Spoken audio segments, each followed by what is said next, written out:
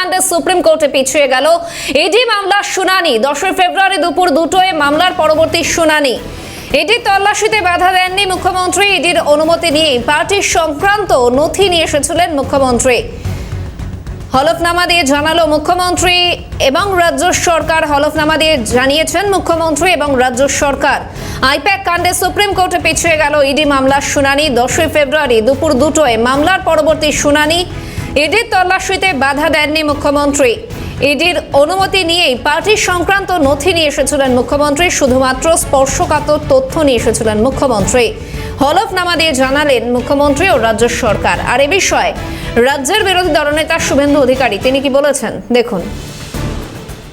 রাজ্য পুলিশ এবং কলকাতা পুলিশ ইডির বিরুদ্ধে উল্টে মামলা করেছিল, তার উপরে স্টে লাগিয়ে দেন। এটা প্রথম শুনানির দিন হয় এবং সেদিন রাজ্য সরকার, রাজ্য পুলিশ তথা কলকাতা পুলিশ এবং পার্সোনালি শ্রীমতী মমতা বন্দ্যোপাধ্যায় যিনি মুখ্যমন্ত্রীর দায়িত্বে আছেন তাকে হলফনামা জমা দেওয়ার নির্দেশ দেন। এরা সুকৌশলে হলফনামাটা গতকাল লেট ইভিনিং কার্যত রাত্রিবেলা দেয় এবং হলফনামাটা পড়ার পরে ভারত সরকার এবং ইডির পক্ষ থেকে পাল্টা রিপ্লাই দেওয়া আইনগত প্রথার মধ্যে পড়ে। নইলে হিয়ারিং শুরুও হতে পারবে না, হিয়ারিং কনক্লুডও হতে পারবে না।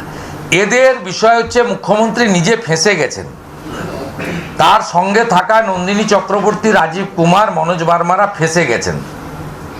তাই তারা এটাকে লিঙ্গার করতে চাইছেন।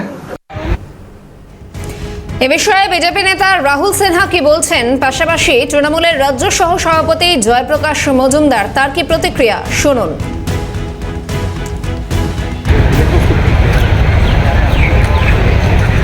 যাওয়াতে তৃণমূলের একটু শ্বাস ফেলতে সুবিধা হয়েছে ঠিকই, কিন্তু দেখবেন মঙ্গলবার দেখতে দেখতে চলে যাবে। আর যত মঙ্গলবার এগিয়ে আসবে তত তৃণমূলের স্নায়ুর চাপ বাড়তে থাকবে। সেই জন্য আমি মনে করি এতে আনন্দের কিছু নেই। যখন বাঘ শিকার ধরে তখন শিকার ধরার আগে 3 পা পিছিয়ে তারপরে শিকার ধরে। অতএব সেই কারণে তৃণমূল যে ভাবছে যে কদিন পিছিয়ে গেল মানে তৃণমূলের ছুটি হয়ে গেল তা নয়, তৃণমূলের আসল ছুটি আগামী দিন হবে, এতে কোনো সন্দেহ পেল কি। সময় দিল কেন? ইডি কেন বলছে? গভর্নমেন্ট অফ ইন্ডিয়াই তো বলেছে পেছিয়ে দেওয়া হোক। তার মানে তাদের প্রস্তুতি নেই। আমরা প্রথমেই তো বলেছিলাম যে আসল উদ্দেশ্য ছিল বিজেপি এবং ইডি যৌথভাবে, ইডিকে কাজে লাগিয়ে বিজেপি তৃণমূল কংগ্রেসের গোপন তথ্য, ডেটা, ইলেকশন স্ট্র্যাটেজি এই সব ওই আইপ্যাকের কাছ থেকে চুরি করতে চেয়েছিল, দখল করতে চেয়েছিল। ঘৃণ্য অপরাধ।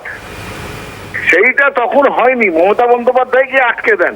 তখন খুব হইচই করলো, সাংঘাতিক, আমরা এখানে যাব ওখানে যাব, মমতা বন্দ্যোপাধ্যায়ের এগেন্স্টে এই মামলা করব ওই মামলা করব।